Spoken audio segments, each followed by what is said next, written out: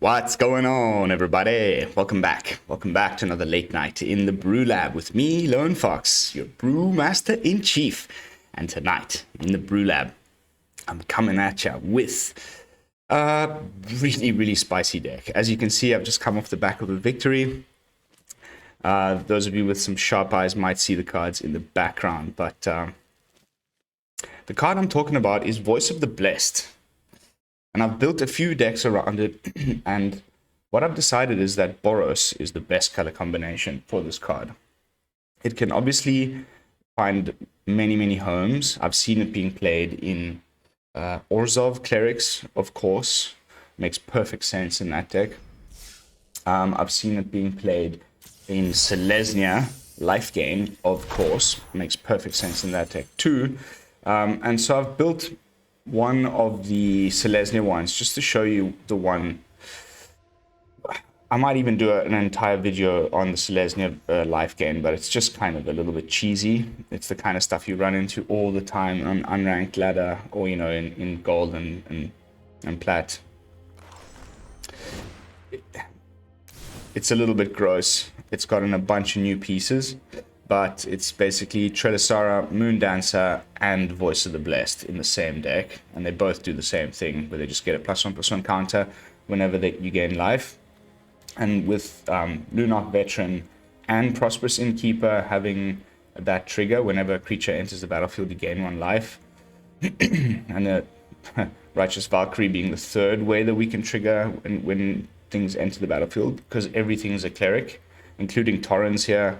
This deck has gotten a lot stronger, and if you let it get a little bit out of hand, Voice of the Blessed is just ridiculous. Like, the number of counters you can put on this thing, it gets really quickly to be a flying vigilance, and then you'll be surprised how often you can get it to 10 or more counters, and then it gets indestructibility. And then if you've got Ollenbock, the new selfless savior for this deck, to give it indestructibility before it can get to 10 counters, as well as Snakeskin Veil to protect it, Valorous Stance to protect it. There's so many ways to protect your important creatures. It's actually a little bit disgusting. You've also got ways to bring them back from the graveyard if they do end up there. And then there's a sweet new finisher.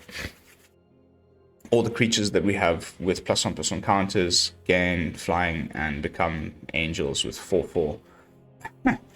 All the little tokens that Torrens poops out have training.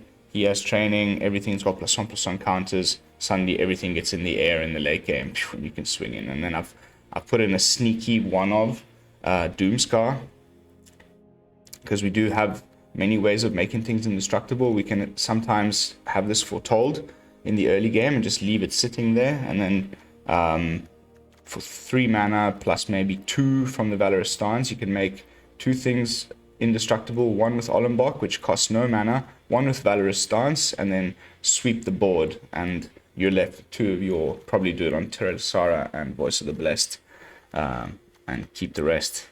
That would be pretty sweet play. So yeah, this version is really good, but I just didn't want to play this one tonight because it's just a little cheesy.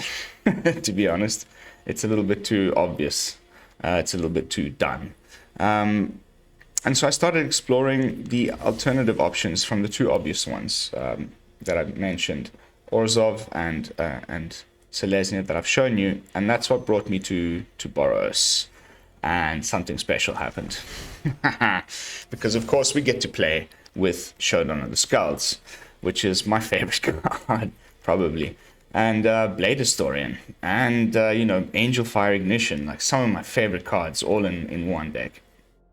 So it's pretty much the same plan. We've got Ollenbock Escort for indestructibility, we've got Valorous Stance for indestructibility, we've got Lunarch Veteran to trigger the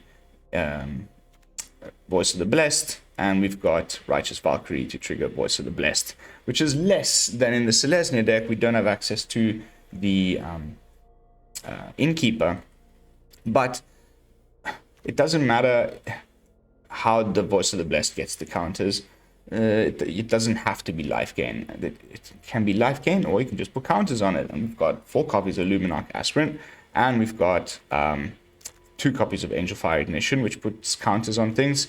And we've got 3 copies of Showdown and the Skalds, which puts counters on things. So we should be putting counters on Voice of the Blessed quite frequently, with or without the LifeGain.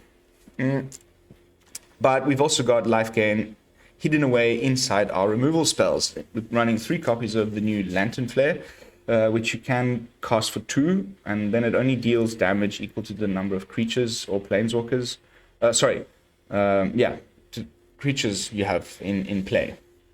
But if you cast it for his cleave cost, then you can just dump your mana into it, and it does the amount of damage as X is. And then you gain X life.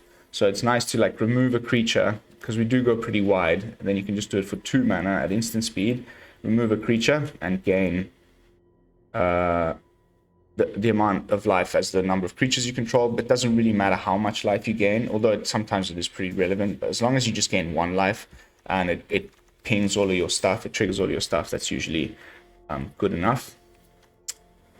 Then we're running Valorous Stance, doubles as a removal spell. There isn't much removal in the deck, so use it sparingly. The only other removal that we have other than Lantern Flare is 2 copies of Rip Apart, which I'm saving mostly, like if it's in your hand and you've got a target on the board that, I don't know, you can either grow bigger than with your creatures, or maybe wait for another removal spell at the top of the library.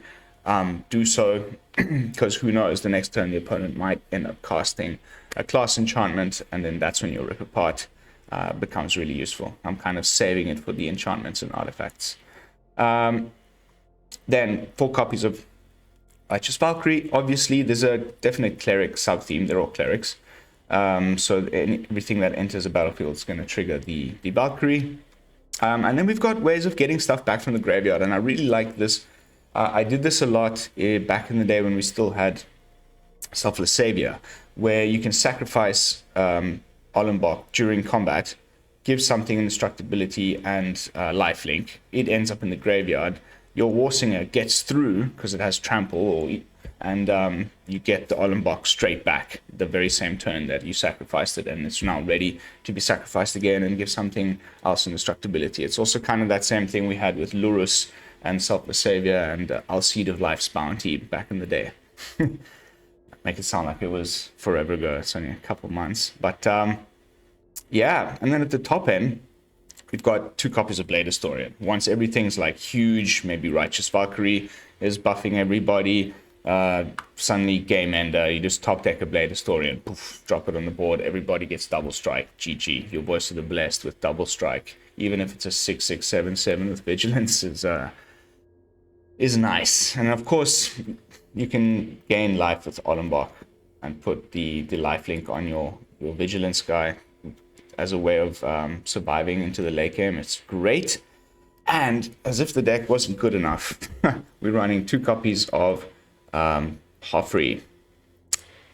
So spirits you control get +1/+1 and have trample and haste. You're like, huh? There's not that many spirits. Well, actually, Voice of the Blessed is a spirit as well as Venerable Warsinger. So that is quite relevant. As well as the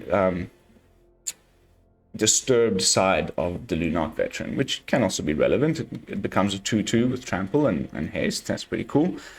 But the real cool thing is that it's sort of the sweeper protection factor, first of all. Second of all, the loop that you can do with the Ollenbock Escort just becomes even better.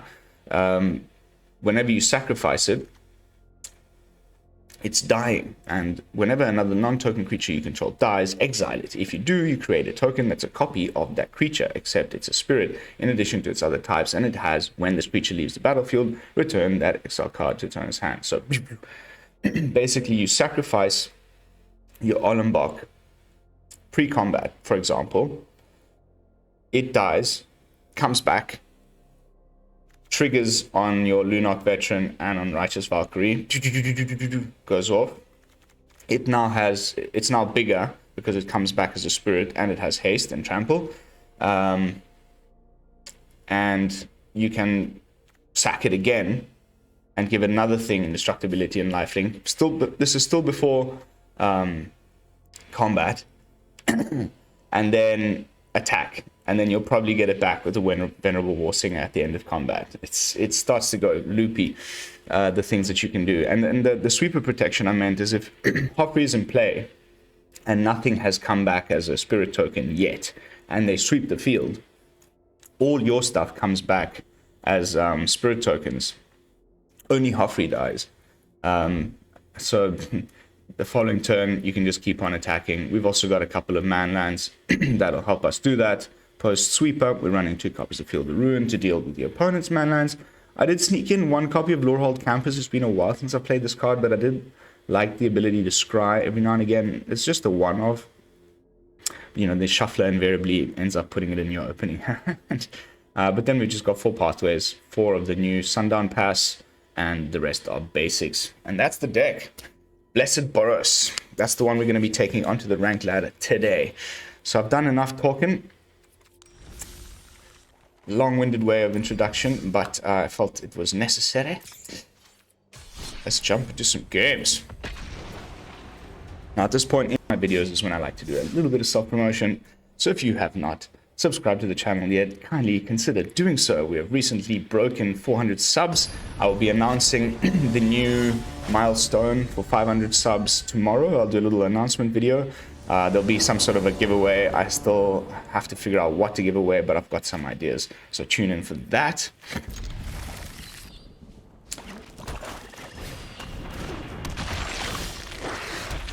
Nice.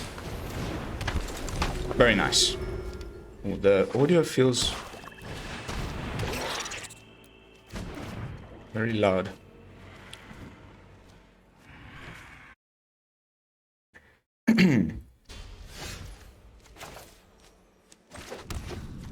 Okay, going crazy with the Lunarch Veterans. Playing mono black though, that's scary. It's not what I like to see. There's blood on the snow is coming our way very soon.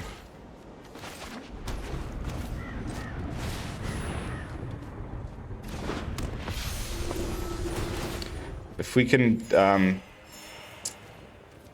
get what's his name? Hofri. The 4 turn 6. I think we're going straight for the Skalds, no? You deal with this annoyance. This takes us over the 27 already. Might be the go.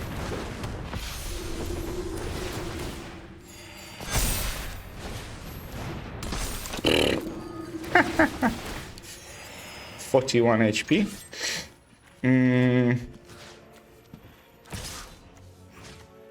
Yeah. Don't want him drawing cards. He does have a way to bring it back. I just kind of want to get that out of his hand now. Know that I will not abandon my quest. Now we're like outside of Mythic Massacre range completely. We just need to wait for... we just need to worry about Blood on the Snow, which is 1 turn away potentially, so... Nice. I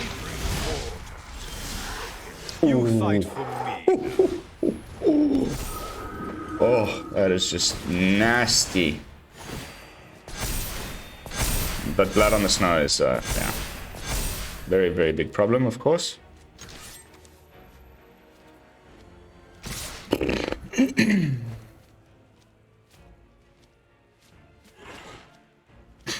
11-11. The turn it hit the battlefield. 1, 2, 3, 4, 5. Yeah. If he's got the Blood on the Snow, it's coming next turn for sure. It's unfortunate we don't have the Ollenbock, which is great against this deck. Just give at that point the Voice of the Blessed indestructibility. We might have probably should have gone for the Showdown of the Skalds, but the fact that he just blocked with all of his stuff there, I mean, he didn't want to drop too low, probably. It's mostly the case. Oh, he doesn't have the Blood on the Snow. We got him. Dire times call for dire tactics. I don't think he's got it. He would have used it already. That's just game.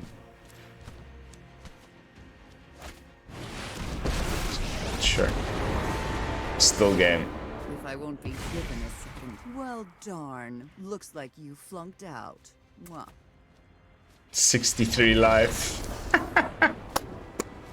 Disgusting, guys. Disgusting. I'm telling you. I've been, let me just check my win rate here quickly for you guys. Give you some statistics. Whip out my MTGA assistant. By the way, if you are not running this yet, what are you doing? And for those of you who don't know what it is, it's a, what do they call it? Like a deck tracker, in-game assistant. Gives you all kinds of stuff.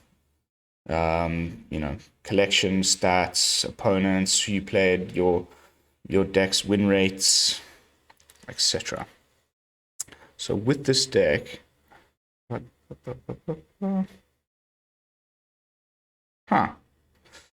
sometimes it bugs out though. It's not showing up here yet. I've definitely played more than 10 matches with the deck. Oh well, never mind. Sorry about that. No stats. On to the next match. Managing to maintain my position in Mythic it feels good, because usually I just hit Mythic and then just sort of start dropping off as I play the jankiest of brews. But that's kind of the whole point for me in reaching Mythic. I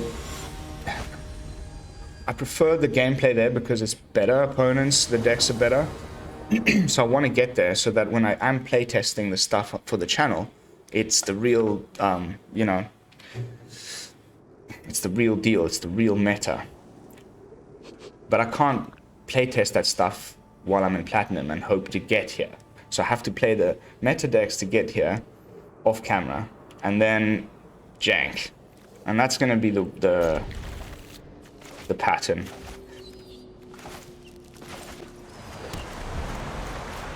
And the hope is to kind of, your jank.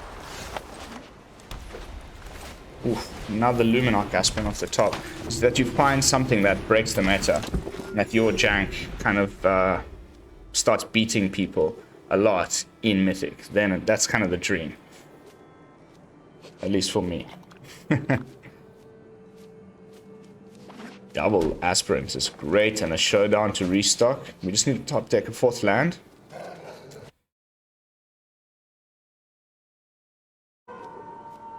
Ow.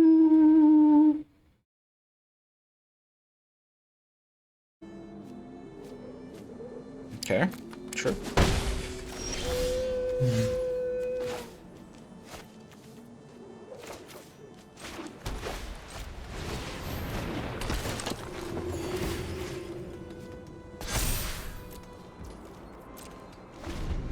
At least there's no snow.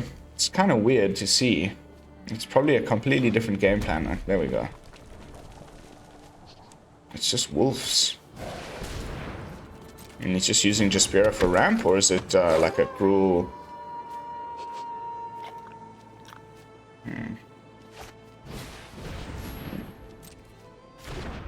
Cool. It's probably gonna be dragons.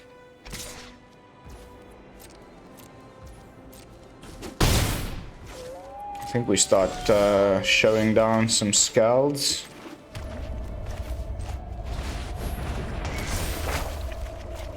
Ooh, Blade Historian. Nice.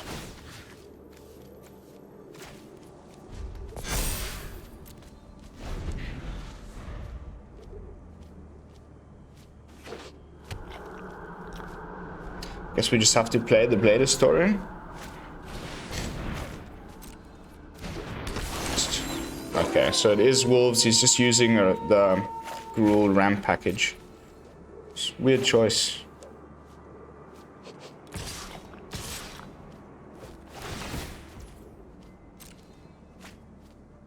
That's a lot of card draw. I think we are definitely gonna have to use our Ollenbock here.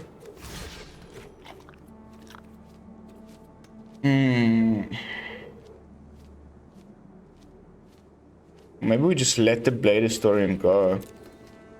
And we kill 2 of these pack leaders with the 2 Lantern players. I think that's the play.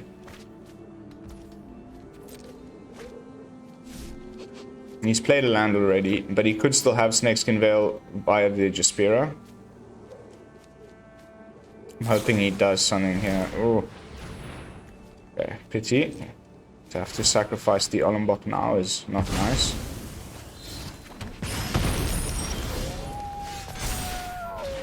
Let's take the red. And just do this. Am I sure? Yes, we do need to get rid of these threats. It's gonna go to nighttime next turn if we don't do it. Except now, we don't have enough creatures on the board for that to work. So, okay.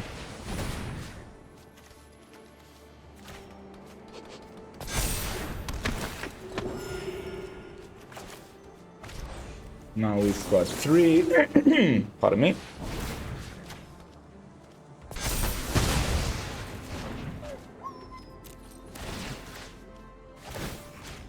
That's not bad. We stop it from going to night, gain a bit of life. We get rid of the Tobalar. We lost the Blade Historian, but there's another one in the deck. It wasn't the time for him anyway. Alena. Okay, so this is some like sweet-ass mashup. That's bad news for us. Now it's like I have to kill Alana, and I can't use my removal on the pack leader, because then he'll just make another one next turn. I haven't played this card yet, or against it, so this is a first.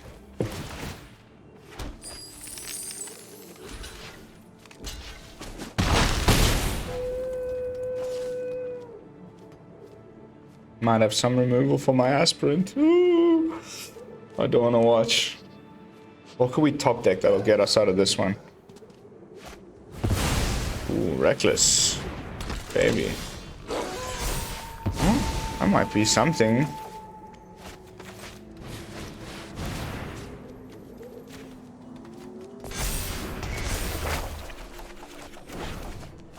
Oof.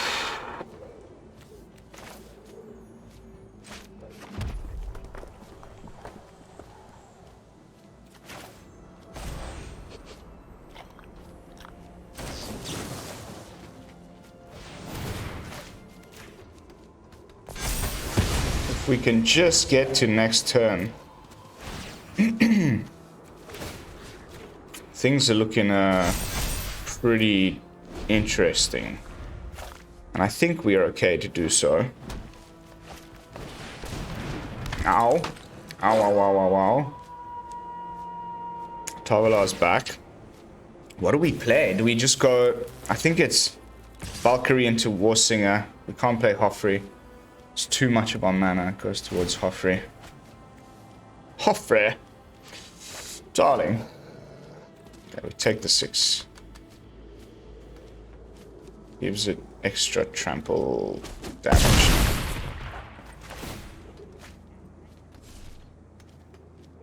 Still cost something, definitely.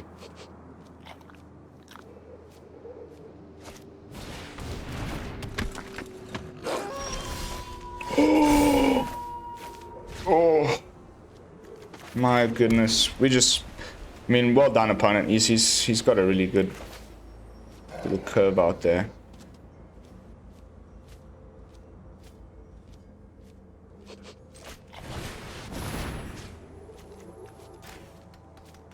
It's going to night though. I mean, I don't see us defending this.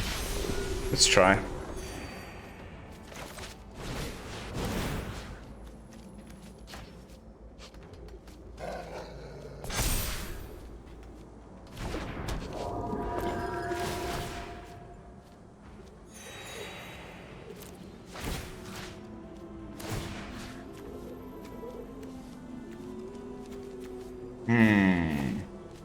Give this guy 6.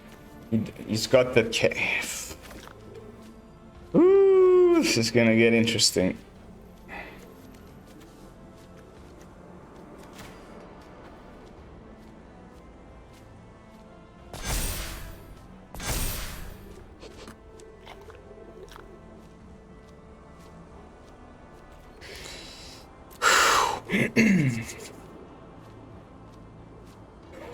What a match. What a match. Mr. Moxwood.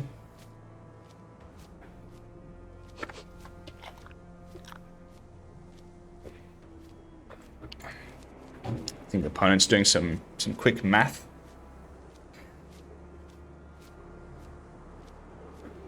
Oh, if we can just get to next turn, it's gonna be crazy. I think I have to block something. It has to have been some kind of mistake.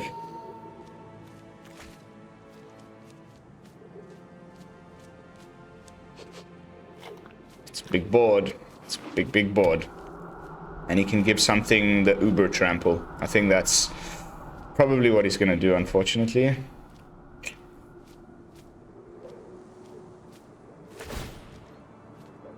Yeah, I mean...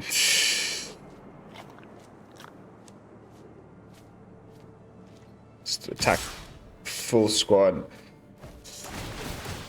Oh, how much trample can he give? Well, these guys can get trample, but that's the most expensive.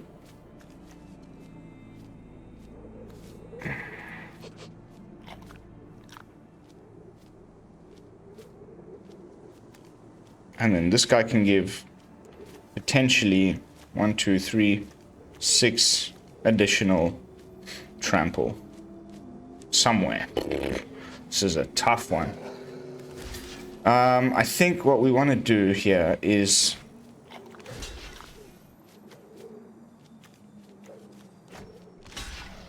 I mean, there's no way I can guess. The only creatures we can't risk are the Valkyrie and the Venerable Warsinger. So let's just freaking throw all of our stuff in front of creatures. What's the biggest... Okay, no, sorry, we just said no Venerable...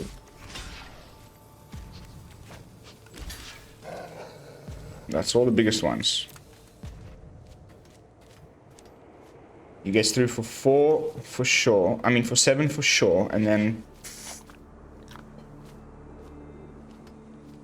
Oh, let's see how it shakes out. Whoa. He could also have just cards in hand. Who knows? The suspense is killing me. No!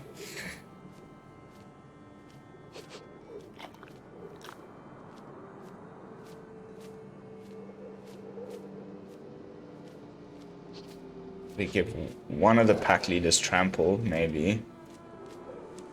The one that's being blocked, obviously. There's no point in giving the unblocked one trample. Or he puts the trample on the Storm Charge Slasher from the... Misplay! He could have beat me. I mean... That could have been it, if he'd put more of that X into top, the Lord of the Ulvenwald.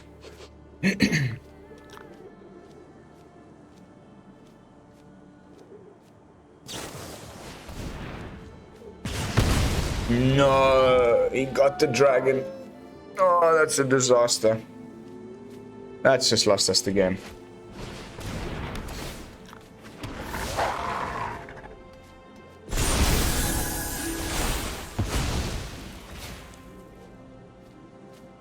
I mean, we can give him a good little run for his money here.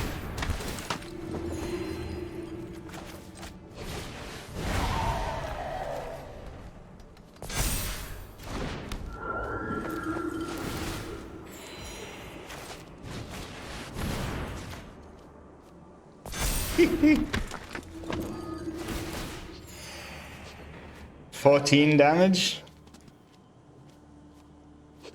Still have some blockers. Hey, we're in.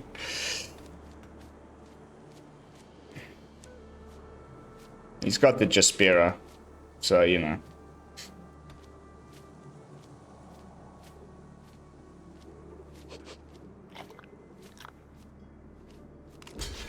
So if we can block the gold span with the Luminous Phantom.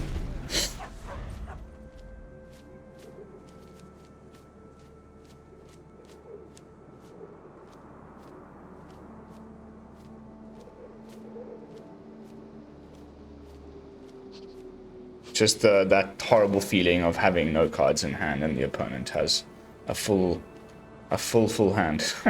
Off of those Tobalars and the pack leaders. Incredible how much card draw they can have happen. And I like that inclusion of the Helana. It's kind of wolves, werewolves, but not only.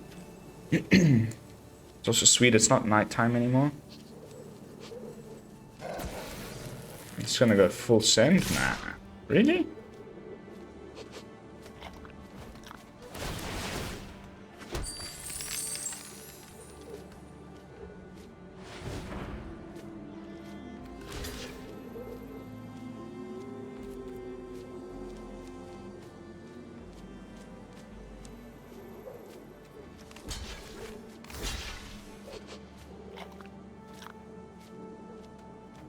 Six, 7, 8, 9, 10, 11, 12. Cannot do that. Unfortunately. That's a pity.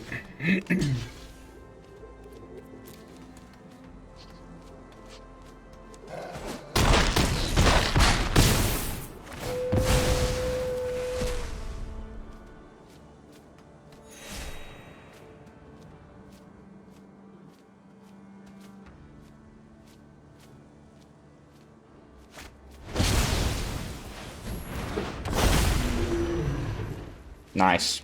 Wolves and dragons.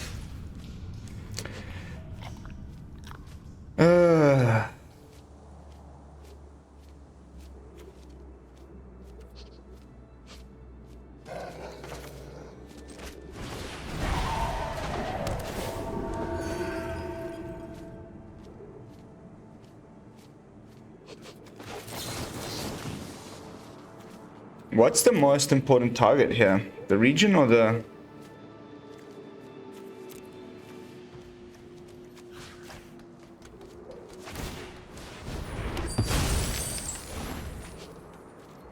I haven't given up.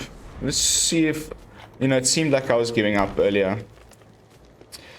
Let's see if we can maybe still squeeze a victory out of this one, but it's not looking good.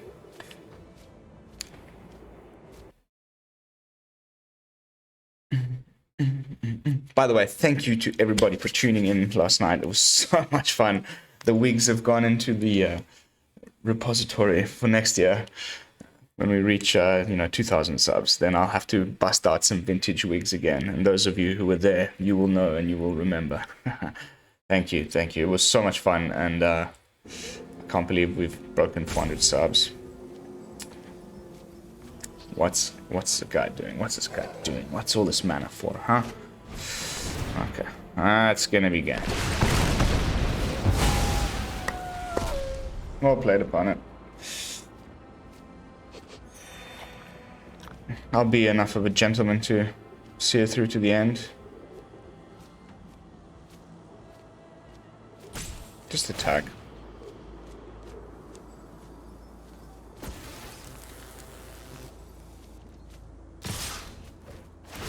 Boopity boppity, boopity boppity.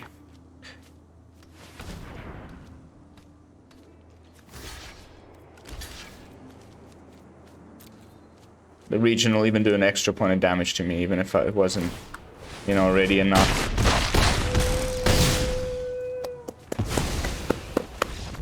Nice Dragon Wolf combos going on there, buddy. Well done. Epic match. Good on ya.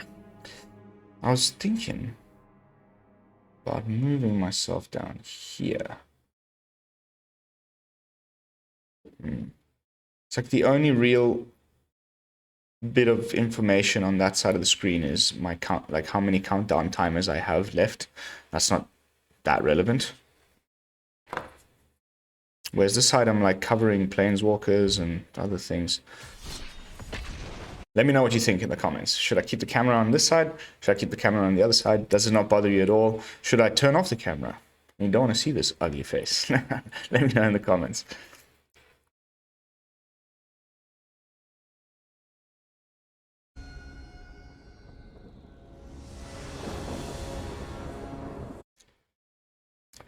Zack. Well, that's a pretty weird hand.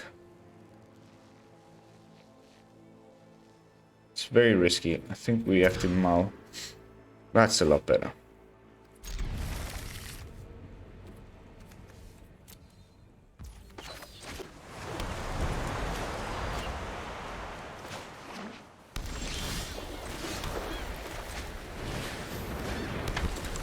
Azorius control. Ooh! Could be very problematic. Foretells. Yeah.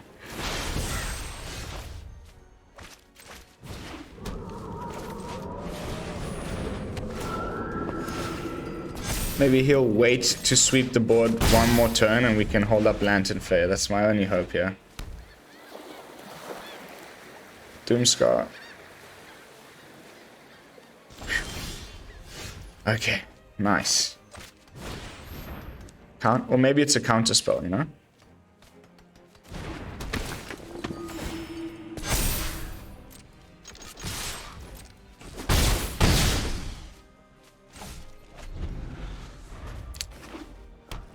Oh crap. Pardon me.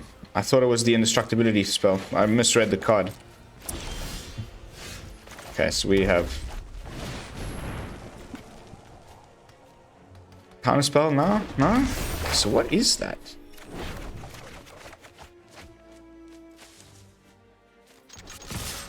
Probably still is Doomscar. He was just trying to like get more stuff. Or maybe it's just Alrune's Epiphany. It sucks.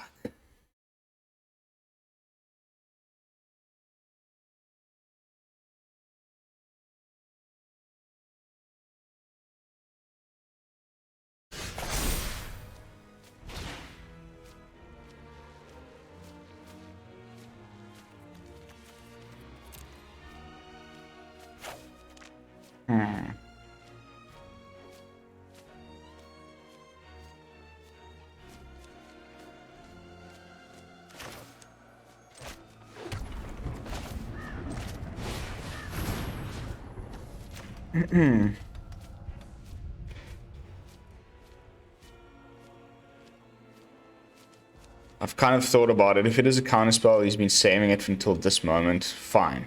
We can just... Okay.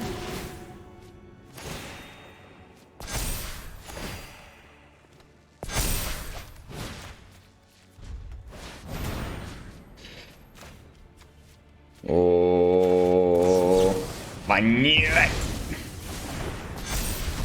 At least our Angelfire doesn't get exiled. It goes through the graveyard, so we can flash it back.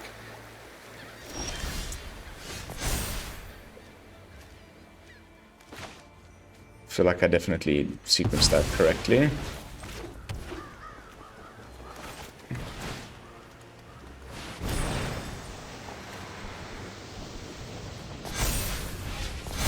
That's nasty.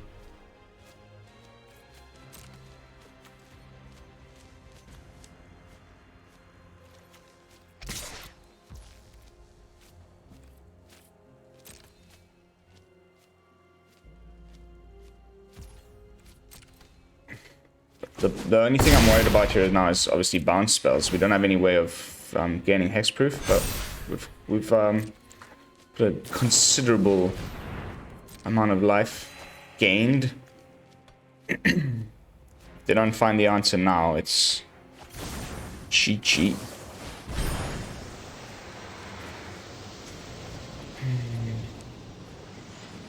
So if I can put another 2 counters, we'll take it to 9. It's not enough to make it indestructible for a Doomscar, unfortunately, which is terrible. And we don't have Ollenbock, so I think that double mending was all about finding an answer here.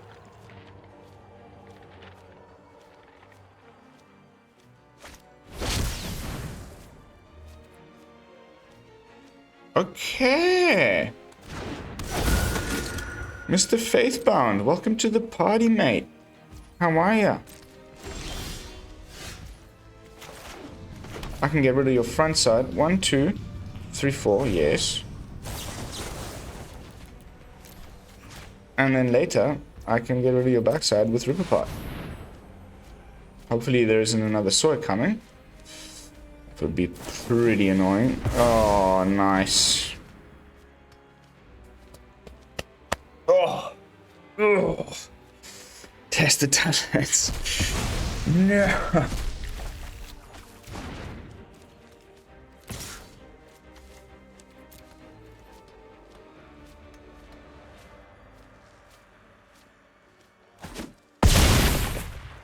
Okay. Plays out the mascot exhibition.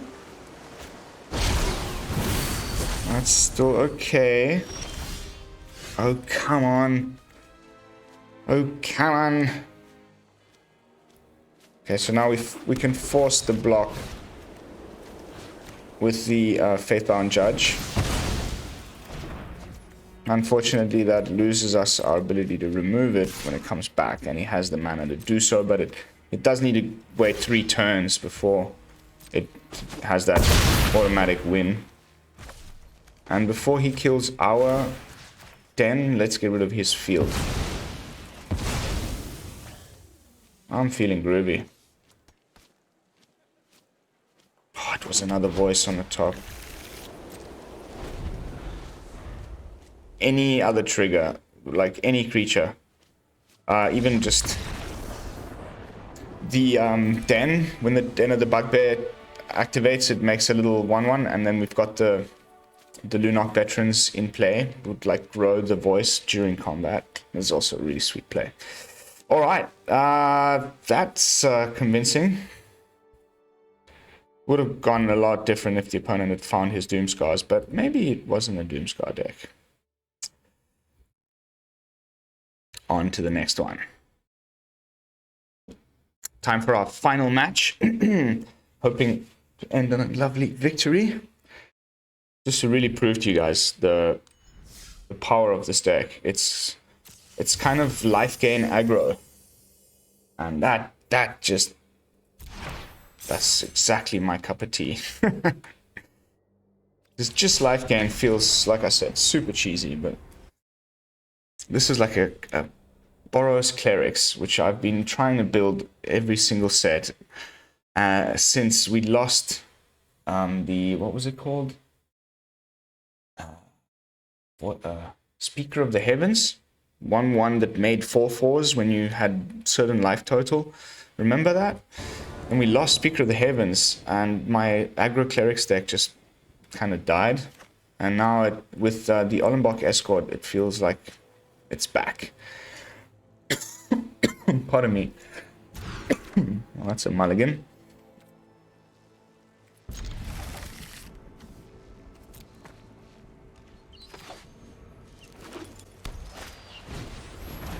I'm taking the campus out.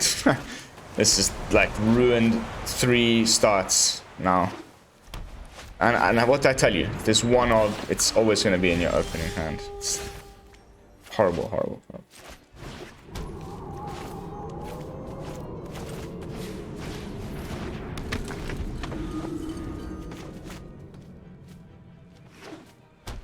Double Righteous is pretty disgusting though.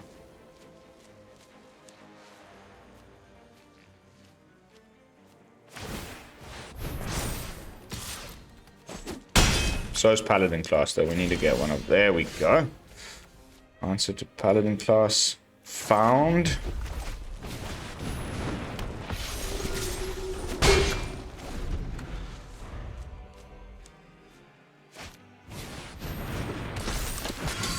Ow.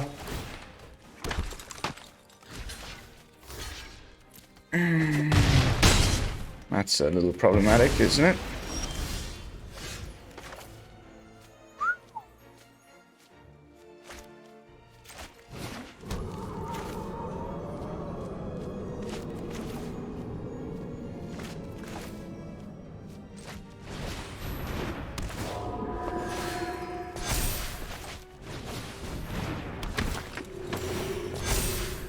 That's nice. Now I can block the Intrepid, but we're probably looking at some Brutal Cathars coming our way now, or some Skyclave Apparitions. But I've diversified the targets. They're all pretty good things that you want to get rid of if you've got a Brutal Cathar.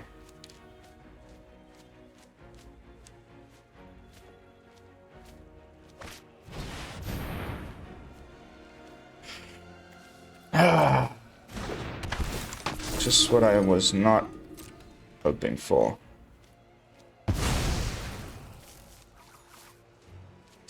It's only higher now because it's our turn. It'll end up costing us 5. So if we do top deck a land, we're in business.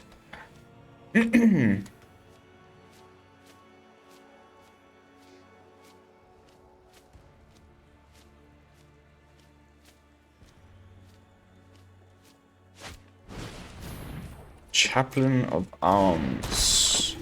Nice.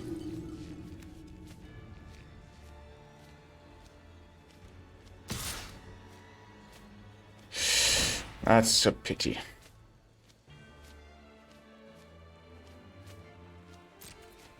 But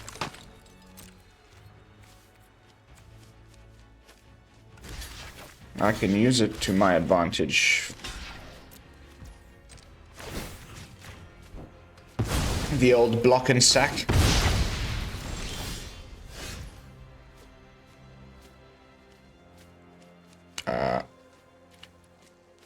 Why didn't I gain life?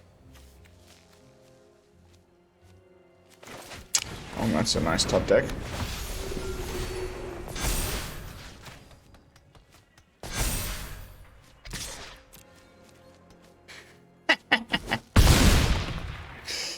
This card is so gross. It's disgusting. Honestly, don't know what to think about it.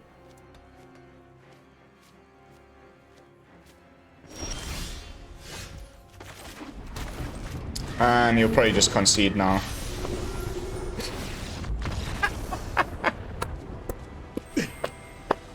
Alright, ladies and gentlemen, that's gonna be it for tonight. What a game. Hilarious. Sorry, Mono White. Off you go. A very convincing performance from Voice of the Blessed in this Boros shell. I hope you'll all agree. Nothing much that I want to add, really, in this final part of the video. To be honest, no adjustments required. It feels fantastic. We don't need any more removal or things like that. I still haven't really tested it too much against Is It Turns, but it has pewtered off that deck. I'm seeing a lot less of it. And it feels really good against the aggro decks, mono green and mono white. This feels like a great matchup. Unfortunately, Hofri didn't really come and say hi. We didn't get to see the Venerable Warsinger loop, but trust me, it's a thing. Please copy the deck, enjoy it, take it onto the ladder. Let me know how it performs for you. This should get you some serious wins. Yeah, but that's going to be it from me. Thanks so much for tuning in. Don't forget to like, comment, and subscribe. I'll see you all tomorrow for some fresh brews. And until then, this is Lone Fox from the BrewLab, signing out. Peace, y'all.